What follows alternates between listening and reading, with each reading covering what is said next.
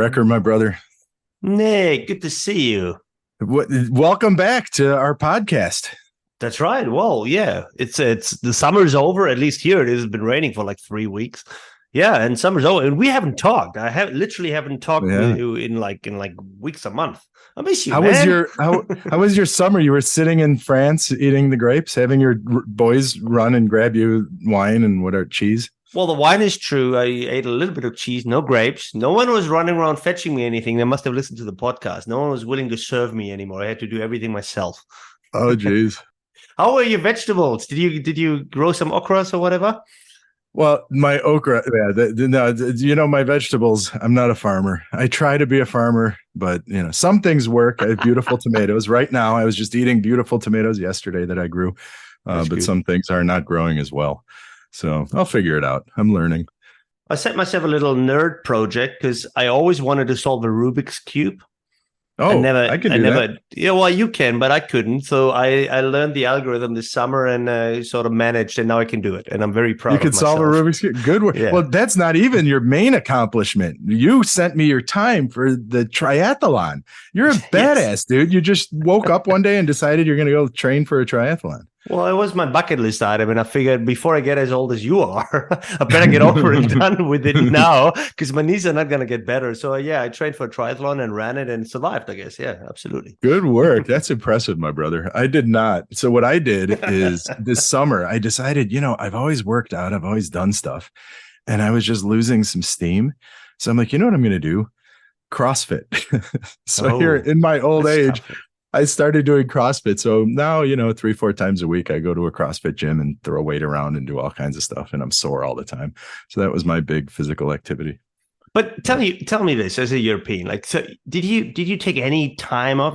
As a Europeans, we don't understand this idea of this 9-month contract and, and whether or not you work a lot. Because tell me, I always think July, August, nothing much is happening. The journals are slow, reviews don't come in, no one seems to be responding. So people do take some time off. Or did you just push through and work this entire time?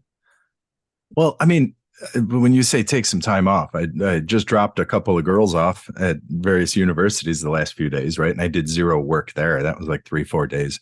But, we'll go places, we'll have little vacations, but I'll bring my computer with me to vacation. Yeah. Okay. Right? I don't know. For me, it's like one of these things. So there are 2 issues with me. One is I realized this when I came to academia. I was a bit of a workaholic when I worked in industry. I would travel 3 weeks out of the month and I was constantly working.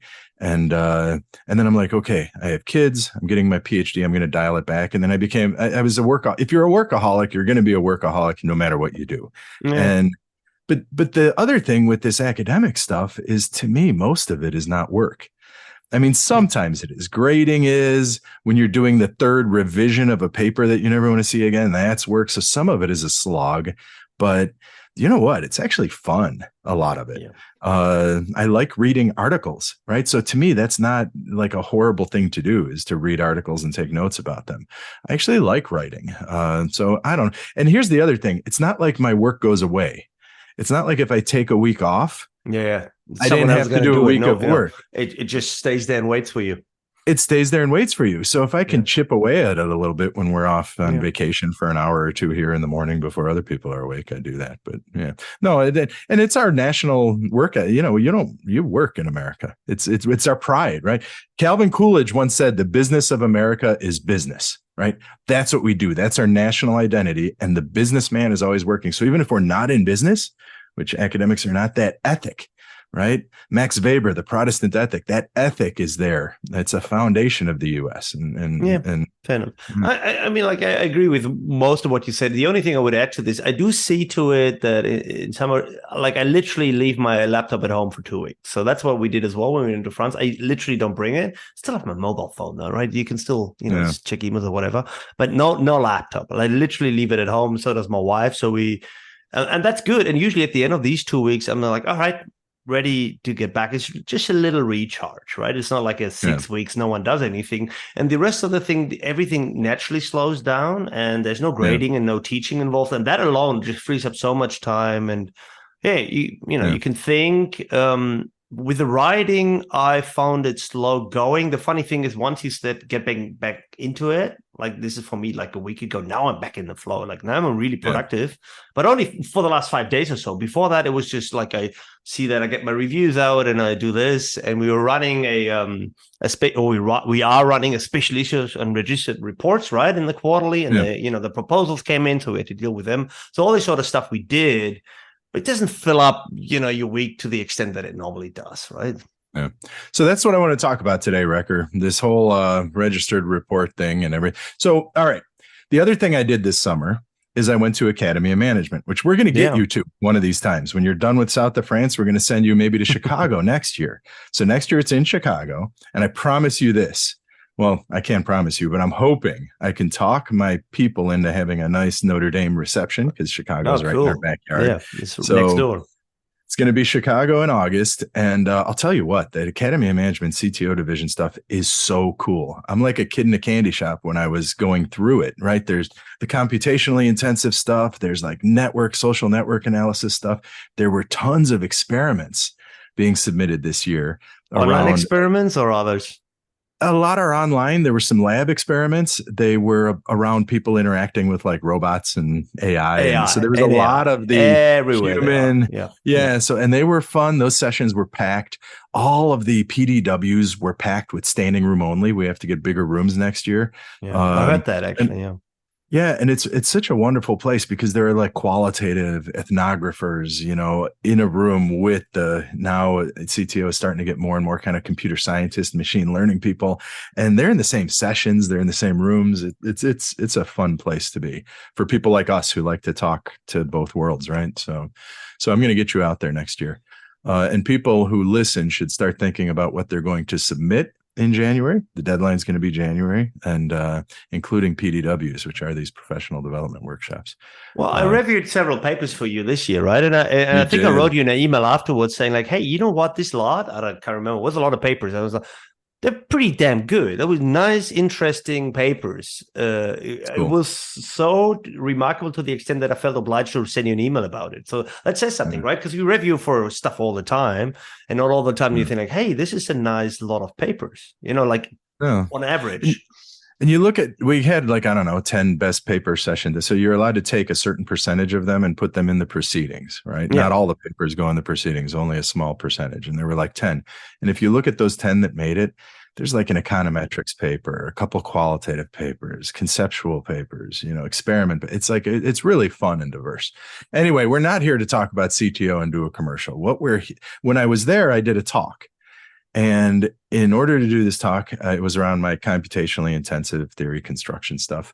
And I started doing some digging, and I sent you this. It was this paper that just came out in like a medical journal around, what they talked about is questionable research practices. And they talk about HARKing, cherry picking, p-hacking, phishing, right? And it's this Andrade guy who just put it out in a medical journal. And then you sent me your JAIS paper that I never read. And this is the greatest paper. And it's basically about, all right, there's a problem with HARKing going on here, people. And this whole significance testing, p-value, p-hacking, whatever. And then you have this cool little diagram. So let's talk about your paper. I think we should do that today. Well, let's talk about HARKing and p-values. We can talk about HARKing. Well, yeah. So, this paper that you said is a really nice overview. We put it on the show notes, right? So if people are not familiar with the so-called questionable research practice, it's a term, and I think this HARKing is a wonderful example for it. It's a term that says like, look, this is not immoral, unethical, illegal, but it sort of skirts the line, right? The fine line between a common practice and an outright unethical practice. And HARKing is a wonderful example because HARKing, in a way, is how hypothesizing after results are known. So that you pretend that you had an hypothesis and then, present your data as a test of that after you run the test and seen, right? So in a way, you could say, well, that's unethical. Sure. On the other hand, we all do this all the time. Of course, of course, are we hypothesizing, trying to make sense and interpret results after we've seen them? So are we though? Should we? Well, should we you see? And this is where it gets really nitty-gritty, right? That's just why they're called questionable, because in several instances you can say this is just outright you shouldn't do it. In other situations, especially if you move into more exploratory, inductive kind of way, let's forget about the method for a second. Then that's surely we do this all the time. What else are you going to do? You sift through data, you find a pattern, you start hypothesizing after you've seen the pattern, right? Even in the computational intensive area, I would say, well, we've got to see more of that, right? Well, but this is what this guy says, this Andrade guy is, hypothesizing after results are known. He gives it. It's like, you observe a statistically significant result, construct a hypothesis based on a result, and then present the results in the hypothesis though the study had been designed, conducted, and analyzed, or at least oriented to test that hypothesis, right? So the issue is not coming up with hypotheses after the fact. No, the issue is lying, reporting, and saying, I had these hypotheses and here's the test, right? That's the key. That's the key. And that here we can dig into the question, well, whose fault is it? Am I lying? Or is the institutional regime of publishing forcing me to present it this way? And I'm pretty sure you would have been in this situation. I can give you an example of, we once ran an exploratory experiment, set up the experiments groups, said, here are the outcome variables. We have no idea, literally, we have no idea where it's going to go. Let's run it. And, guess what? There were significant results. It's like, hey, guess what? It has something to do with this, but not with this other thing. And then we wrote it up this way, and the reviewers forced us through 4 rounds saying, yeah, all this is fine, but you need hypothesis. Well, we didn't have any. Well, you need one. You need to show us your hypothesis first and argue, and then you give us the results. Well, listen to me. We didn't have any hypothesis before we ran it. We know the results are now. So we literally couldn't do it without presenting the hypothesis first. And if you look at the published paper, it has hypothesis up front, which we told everybody that we wouldn't have. Yeah, I was taught to do competing hypotheses, right? So I remember Jack Deep Singh, my marketing professor who taught me, structural equation modeling, would say, look, the gold standard is to have 2 incommensurable hypotheses and then subjected to a strict test where it has to support one or the other. And then it provides that's perfect design. It doesn't prove it out, but it, and then we did that. And it was an econometrics study. It's published now, but we had competing hypotheses. We said, from this perspective, this will happen. From that perspective, that'll happen. And then we analyzed the data. And we found out that in one situation, the first happens. In another situation, the next happens. So we had that in the back saying, well, sometimes hypothesis A holds, sometimes hypothesis B holds, right? That's how we submitted the paper. The editor made us, and it's published now, the editor made us say, well, that you're putting too much of a burden, you're making 2 counter arguments, and then you're reconciling them in the back. And just for the sake of, making it easy for the reader, why don't you reconcile it all up front? And I was still junior, I was still young, and I'm like, okay, whatever you need to get published. And I did that. And now I would never do that. Now I would push back and say, no, that we set it up that way. That's a way to do research, competing hypotheses, and this is a faithful depiction of our study. But when I was young, I needed publications, right? This was an opportunity. I'm like, sure, I'll do whatever. You tell me what to do, I'll do it. And that's what I did. I regret it, sort of. But yeah, it happened. Well, and this was, I guess, one of the intents of that JIS paper that you mentioned. It's sort of one of the few intents of saying, like, look, why do we push people to follow that script, even if they don't want to do it? Why don't we say, look, if you declare on literally the first sentence of your paper, this is going to be an exploratory inductive or a hypothetical deductive, like if you tell me what your genre is, if you put yourself in a hypothetical deductive genre, of course, give me a theory, give me a hypothesis, show me the test, blah, blah, blah. And then ideally do competing, do it as good as you can. If you're not in this genre, say that up front, and then I'm not going to hold you to these standards. And then, we shouldn't push people to make up a really weird theoretical reason for an hypothesis they never had in the first place. Yeah. That was one of the reasons why we pursued this. It wasn't the main reason, however. Yeah, so I'm looking at this, and you said that, I love the way you said it. So, because you talk about development of hypotheses, right? And you talk about level of programming. Is something weakly programmed or strongly programmed? Yeah. And pre-registration of hypotheses is the one option, right? And that's for strongly programmed. That's a strongly programmed way of dealing with this. Yeah, absolutely. And then alternatives to hypothetical deductive, right? It seems like those are your only 2 options, right?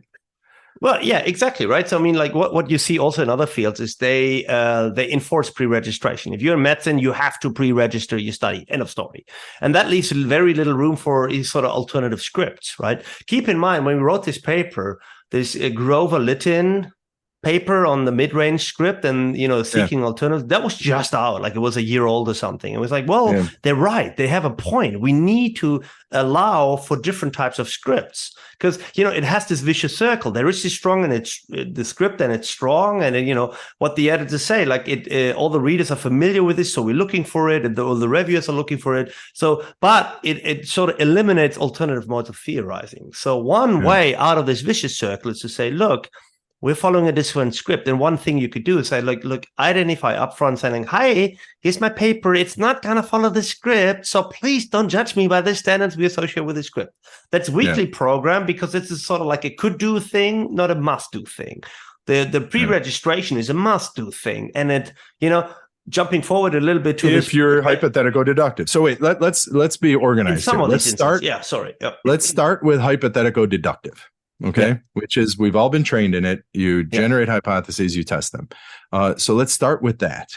What is the way to avoid HARKing, questionable research practices, what's broken? And then let's get into the p-values there. So let's start with that, right? Assuming we're doing hypothetical deductive, what is the solution? I think the solution for this very traditional hypothetical deductive, if you have hypothesis before the first, I would now say pre-register it. Pre-register your hypothesis. Well, in this particular genre, yeah, absolutely. Right? Pre-register them, register your analysis plan. And now if the journals allow for it, you can now follow this review model where we basically subject your theory and your research design to review. And we find it acceptable. That's the idea behind the registered reports model, right? So it's sort of like, well, then we can accept the paper independent of the outcomes. But even if not, even if I just write the classic paper and I'm going to do this study and then I'm writing it up and submitting it later, I would still pre-register it. That's just good practice. So like, I have a theory and hypothesis, and to show you that I really mean it, I've registered them here and I can't change them. And, there's a timestamp on it, done. Then I run my analysis and guess what? 7 of them were supported, 3 were not. That's a very, what do you want to criticize there? So this is a good way of doing it. Show your data, share your data, share your hypothesis, register both of these things. And that's what if I do this, which I rarely ever do, that's exactly what I do. I registered the hypothesis, I register the data somewhere openly. That sometimes can be a little bit difficult, but it can be done. And say, look, guys, this is what I expected to find. This is the data. Now you can run the same test if you want. You can check whether or not my hypothesis was true, right? So I'm sort of like, I'm going all blank here and exposing myself. Yeah. So the thing that'll solve. Draw the inferences they want. So the thing that will solve, what will that solve? Well, I guess the main thing it'll solve is the publication bias, right? Which is so it'll solve HARKing. You're not going to pretend you did something after the fact. It'll solve the publication bias, which is only significant, or only if you're supporting the existing, if you're arguing with existing received wisdom, then it doesn't get published, right? And it protects against p-hacking. Yeah. So this idea that you manipulate data in a way that your hypothesis test will become significant. Classic example would be you take a numerical scale, like a Likert scale, 1 to 7, it's a numerical scale, a continuous scale, and you run your test. Not supported. Well, can I transform it into an ordinal scale with low, medium, high? As soon as you do this, you have information loss, and information loss increases the contrast. So if you had 0.06 or something, that might just turn into a 0.045. That's usually how you do it. Or you transform your variable into a dichotomous variable, a binary variable, and then you have a 50-50 contrast. So these are some of these p-hacking practices, and that I'm not accusing anyone here, but if your results are really 0.056 and you're like, 2 decimal points after below that threshold, that's usually what people do if they really do p-hacking. Right? That's how you hack your p-value. So now you're getting into p-hacking, but I kind of, all right, so let's talk about p-values. But before we get into that, I just want to start with the overall posture of pre-registration, because I'm not sure. I think if you're doing an experiment, makes perfect sense because you need to set up and design the entire experiment. I think if you're doing a survey, right? Where that's your instrument. That's it. You have to design the instrument. Once you've done that, you've collected the data. I think it makes sense. I think for at least a lot of econometric studies, it doesn't make sense. I wonder if it doesn't fit very well. Because and your computational intensive stuff, it doesn't fit either. No, I'm not talking about generating after that. I'm talking about, so let's look, Brad Greenwood, remember his it wouldn't fit his model. No, his Uber and drunk driving fatalities in California, right? I talked to him about it. He's like, and I hope he doesn't mind me saying this, right? But he's like, yeah, we of course thought that Uber might impact that. So we were exploring it and subjecting it to some strict causal to really see if it does. Now, did they go establish official hypotheses? Well, maybe not. Did they go read all the research in some cumulative tradition? No, they're looking at something empirical and they want to identify something causal, and they're doing the causal identification and establishment through empirics. Yeah, so it doesn't make sense sort of post-hoc. Yeah, I would fully agree. That's why in that episode with Brad, I basically said, look, in a way, econometrics is pretty inductive. You have a data set with carefully constructed measurements, and then you literally go and explore it. And in the few studies that have done this way, it's a little bit like this. And then you try to construct new variables, for example, to do a post hoc test of a particular causal mechanism that could lead to the results that you just observed. So that's all of that is a lot of post hoc. They have post hoc tests. I mean, it says it all. They can't. So anyway, so I don't think that pre-registration helps there very much. And, just from the recent experience with the register report model special issue, where we invited authors and saying, like, you want to do such a study where you think it might fit? Well, first of all, you get a lot of experiments. I think that's where it fits the most. And it doesn't even fit all of those. So it's for a particular script. The funny thing that I realized when we wrote this paper in 2020 and we did an analysis of highly cited papers, and, they're still pretty prevalent, man. I mean, the year 2020, you have lots of these very traditional hypothetical deductive experiments and survey, structure equation model kind of things. There's still a lot. There's still the largest share in our game. Yeah. Still. Hey, So how about, you mentioned an exploratory experiment. Could I pre-register the design of an exploratory experiment without hypotheses? Yeah, I mean, first of all, yes, of course you can. You can do whatever you want with these servers. And, like when we say pre-register hypotheses, I mean, you can design more or less specific hypotheses, right? I could say something like, look, this variable will be associated with this other variable. That's a very weakly programmed hypothesis, right? Or I can say, look, this effect will be curvilinear, with this tipping point and God knows what else. Yeah. So there's this really nice paper by Edwards and Berry, I think, in marketing. They look at the different ways you can specify an hypothesis. That sounds cool. The typical one that we do in IS is a directional. And, ease of use will be positively related to satisfaction. Well, that's a pretty, in a way, it's a weak form of specifying hypothesis, because you could have, first of all, it's linear. Second of all, it's very, what's the null hypothesis? What's the opposite to that? It's not negative. It's not absent. It's what exactly is it, right? So, so there's different ways of specifying them, and we have usually a very simple way, which is not a criticism, because it's sometimes very difficult for us, especially in socio-technical fields, to be more specific. How the hell would we know? We would have to be magicians. It's not like physics where you can say this gravitational wave will behave exactly in this particular spectrum here. We can't do that, right? Yeah, there are a lot of factors. It's very complex. So you mentioned, now I want to go back to the other thing you mentioned, which is you were talking about p-values. And this to me is something that I'll tell you right now. I mean, I taught a statistics class at one point in my life, right? So it's not like I'm not a statistician, but this one totally, I'm not a statistician, but this one totally always annoyed me, right? Which is we had the P05 threshold. So if you were at P around an 08 or even 10 or just over 0.1, right? To me, it was always, no clear threshold really mattered. It was always like a tendency to me. Like if it starts getting at 0.001 or whatever, then it's clear that there's maybe something there. But as you move away from that, it's right. So to have a clear threshold that 0.05 was your significance, and anything greater than that is not significant, I always thought was bizarre. And then, of course, there was this big, well, we shouldn't even use p-values. And I know you're part of this discussion, and you wrote a little bit about it here. And what's the answer? Because p-values are beautiful in that they give people a language, a thing to do, right? Well, the statisticians, they had a big debate and published in the American Statistician. There's a 2016, I think, special issue with 55 different papers in it or something, like a lot of different views on how to deal forward. But I would say like 6 years later, I think the consensus is we should report p-values.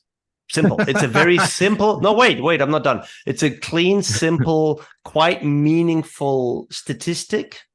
But first of all, never alone, never just p-values, effect sizes, confidence intervals, error rates, these sorts of things. They need to go with it, number one. Number two, we should always report exact p-values, no thresholds. So not smaller than 0.005, not, and everything that's above it, just NS or something. Don't do that. Just give me the p-values so that people can make up their own mind about whether or not they find that supportive or not. Yeah. And that's the third part. Just never, ever say something like, look, p-value is 0.004. This supports hypothesis A. No, it doesn't. First of all, it only says that the null hypothesis, is rejected. That's what it says. It doesn't say anything about the hypothesis. Second of all, the beauty of what, like the standard practice would now be like, give him your statistics, give him as much context as you can, many different statistics, and then just say that's what it is. And people can judge for themselves whether they deem your hypothesis to be supported or not. Don't just explicitly mention that in a paper. And with that, usually the good practice now is that you really strongly separate the findings from your judgment call whether or not that supports your theory or not. Literally in the findings, there should never, ever be a sentence anymore that says, and, these results strongly lend support to hypothesis A. Just literally delete this sentence. Yeah. And then if you want, you can discuss in your discussion section whether you think all of what you've just done lends support to your expectation or not. That's a different ballgame. But you separate interpretation from reporting. So these, in a nutshell, are basically the 4 good practices that have sort of come out and that people should be following. Simple. And I feel like the coefficient is one of those things. Again, back to econometric papers, you'll see them. They'll not just want to report coefficients. They'll actually say, pretty good at that, what's the effect of this in terms of, say, your dependent variable, right? Show us the real value, right? I think a lot of times psychometric and experimental just find the p-value and they're done, even if the coefficient's tiny. And it's like, if you have a tiny coefficient and a significant, something, it just seems to me that whether it's significant or not is less relevant than if it's important or not. Exactly. And if it's a tiny little thing, then, it might be statistically significant, but it doesn't seem particularly important. Right? And we've checked for that in the papers, and it's easily done, right? It's so like Cohen's delta or eta values and stuff like this. There's lots of simple measures for sort of like impact or importance that are not significant. Again, I think what is it that people are doing? People are doing just whatever is given to them, right? So if you look at Smart PLS, for example, not now the version, I haven't seen it in a couple of years, but let's say 10 years ago, Smart PLS version 2, when it came up and became so popular. Well, it was so goddamn easy to use. I swear to God, it was a lot easier than Lizrel, than Amos, than R, than Stata, all these things. You could just drag and drop a few things, click on one button, and it generates the outputs. Now, which outputs did it report? In these versions, when it got so popular, it just didn't report practical significance. It didn't report any of these. So for these, you would have to take some other coefficients and either program your own little macro or, calculate them manually. So people never did. I really think that's the answer, right? Of course, now, they include more of these different statistics that they compute, but, the damage is done, so to speak, right? So, yeah. All right, so let's just shift gears because you addressed my p-value in my registration, but the thing that I'm wrestling with my computationally, because now we'll go back to the other one, the weekly support. And it all comes down to type 1 and type 2 error, doesn't it? It all comes down to, is what I'm seeing just a function of the sample I happen to have, and I'm see something significant based on this sample, or is something I'm seeing really a regularity that is going to be more broadly established, right? That's what we mean when we think type 1, type 2, right? You have a hypothesis. Am I getting a false positive? If I reject it, is it a false negative? if I'm doing computationally intensive theory construction, the stuff I'm advocating and that you advocated for years ago as well, apparently, is like, let's just be honest about our inductive. Let's get a data set, and I think a lot of people are doing this. They get a cool data set, they beat on it a little bit, and then they want to say something, right? Yeah. And the big problem is, well, what you say, there are two issues. One is you could just be capitalizing on some weird aspects of your sample, and whatever regularities you see are just going to be a function of that sample, right? So that's a problem in the one hand. And then the other thing is, if we say, well, you have to address it with theory. And the way you do that is by relating it to a cumulative tradition, which is how I've always said, you know what, since you have that sample, now you need to create a hypothesis. Now, the way you do that is by relating it to a cumulative tradition, right? The big problem there is that you can kind of use any number of different theoretical lenses to make sense of any empirical finding. So now what you do is it's almost like a theoretical p-hacking, where you just find the theoretical argument that seems to support what you're saying, and then you say, look, it fits this theoretical argument. I think there's a couple of ways we could protect against this. So the most obvious one, and it's actually easy to say, but probably difficult to do, is number one is, if you have this sample and you say this one thing in your theory p-hack, well, share the data. Like, give this data, make this available so others can trial other interpretations of the same data, so that would solve against that. And that would allow people to sort of, build a cumulative tradition even empirically. So I think we should be getting much better at this. No one's doing that, not in our field. We don't have shared data sets. We're starting to. Yeah. Well, we're starting very slowly, right? So I share data, like in my quant papers, they're not a lot, but let's say 5 of them. I share data on Open Data Science. You know how often they get downloaded? 3 times. And probably 2 of them were myself. Like, no one's actually, this, oh my God, people will take my data and run analysis and find a flaw, like find an error in what I've done. I hear this concern. No one's looking at it. Yeah. No one's looking at this. And even if we're all fallible human beings, like, what's going to... That's a good idea, actually, though, is to go grab data sets. So we have a paper accepted at MISQ, and we did that. We put... We're making the data available, and it was voluntary, right? And I remember when we were going around. So it's with Aaron Lindbergh and Aaron Schechter and a couple other guys, and we got it in, but we submitted the paper a few years ago before this new policy of sharing data. So we had this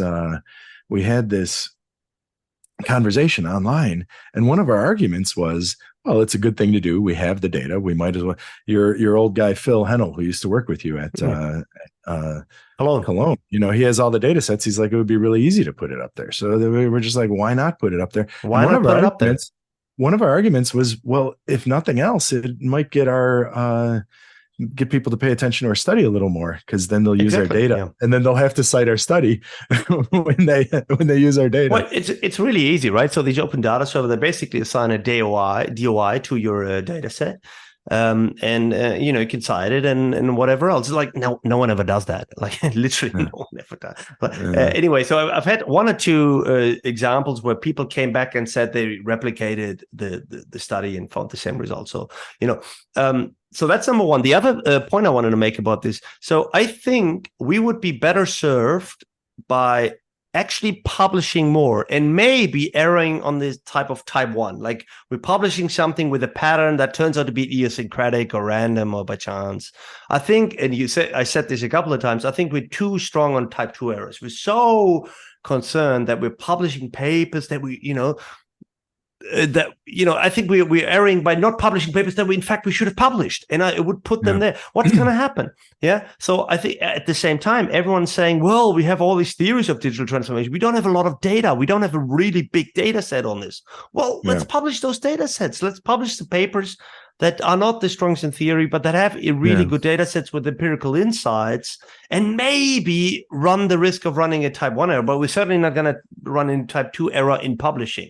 So I think in a time where this advanced cycle is so fast, like, look at the AI papers. I remember Andrew said, well, we're not going to see a ChatGPT paper this year in MIS Quarterly because these things are being submitted and they take 3 years for us to go through review process.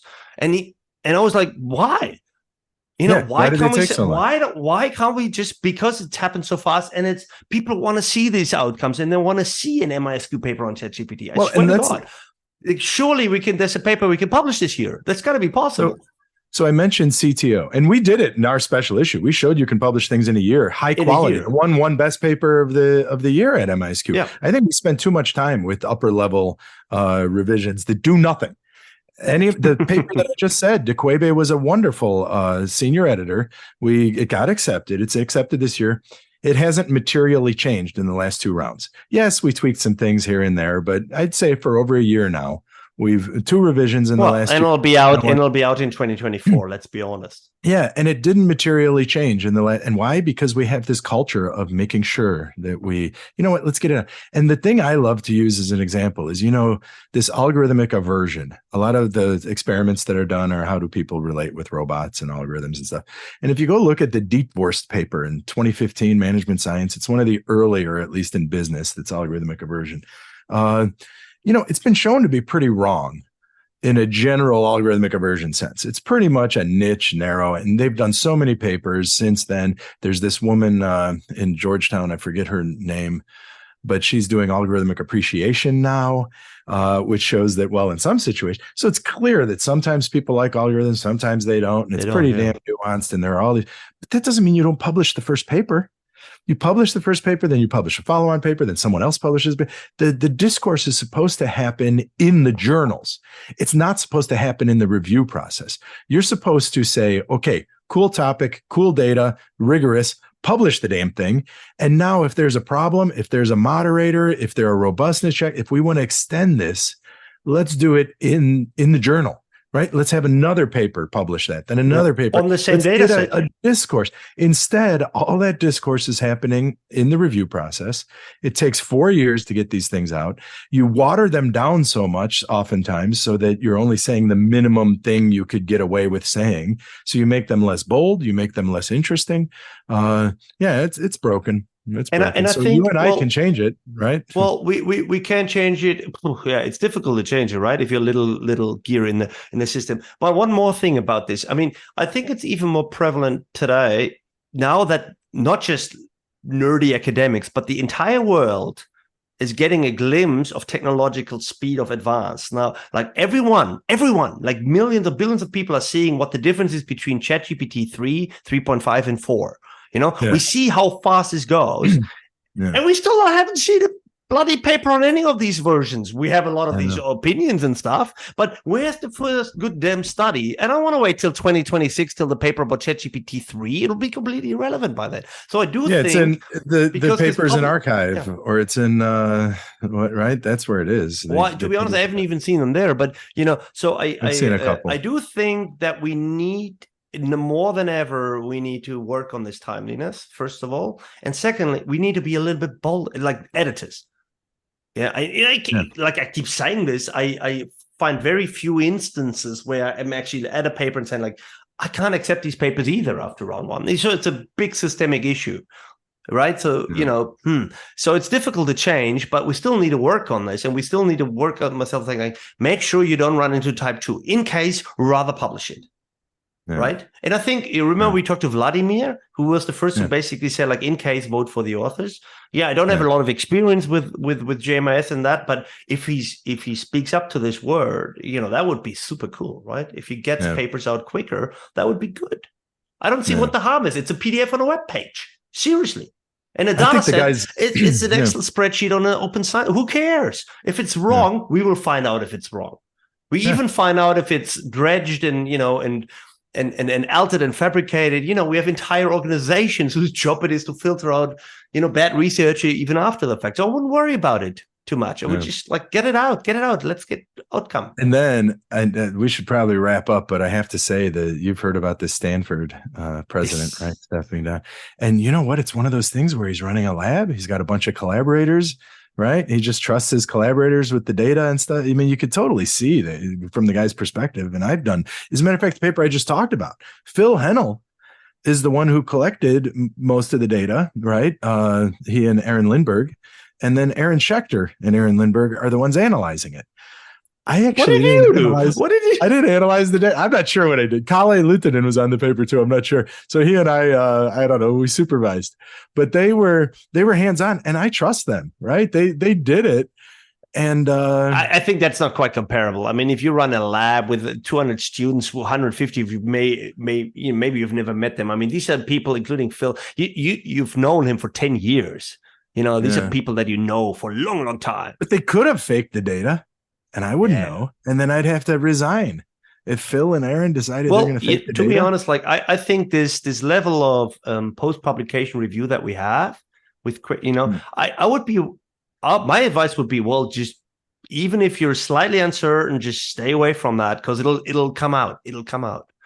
Don't do anything that looks even remotely fishy, because then it may or may not be, but it'll definitely come out. And if so, you will be implicated, right? I don't think that applies to you at all. Absolutely not. I'm just saying, in this level where we have this level of scrutiny available, even 20 years after the fact, people look through your PhD thesis and find out all sorts of stuff. And, and if there is something fishy about it, I would be worried. Yeah. Yeah. And I think the Stanford guy, it's different than the Harvard woman and some of these others that are out, right? Yeah. They're faking their data or whatever. Although she is, countersuing and she claims hallelujah, yeah. But I think the Stanford guy was really one that I think was more of a warning to those of us who are not engaged in any negative research practices, that our careers could be questioned if we're just in these big collaborations and someone along the way does, and it doesn't even have to be malicious. It can be just mistakes. It can be bad oversight. Research. But they're practice. I mean, like one of our friends, he said, like, I need to see all the data in any project with anyone. I want to see the data. I want to have it on my, I don't know, on my computer or something, right? So that will protect against it. Anyway, but work with people you trust, I suppose. Yeah, that's a key. All right. So, Wrecker, what did we decide? Well, we decided we're back for season number, what is it, 6? I don't know. We've been doing it for a while. You're the one who does these seasons and things. I have no idea what we're doing. I just show up. And you just show up. Well, we decided, so I know this is a little bit of like tooting my own horn, but I do think this paper has been out for 3 years, and I think 20 people have read it. Like, it's a little bit hidden. And I do think there's some ideas in there that could be useful. Now, some very simple ideas about reporting your stats in quant a little bit, more Dude, thoughtfully. I'll go a step further, and I'm not just blowing smoke. I think for anyone doing research, they should read this. What it does is it hits the key issue of our time. If you're doing hypothetical deductive, these are best practices. If you're not doing hypothetical deductive, these are best practices. It's beautiful. It's wonderful. Well, now, maybe qualitative researchers don't necessarily need it because we have our own traditions and everything. But if you're doing any computational stuff, you should read this. It's a very nice paper, incredibly well. I do have a complaint though. And like, I'm looking at table 2 right here. And, we talked about the weekly program, strongly programmed, and you did the typical German thing of mitigates traditional threat number 3 and emergent threat number 2. It's like, oh, great.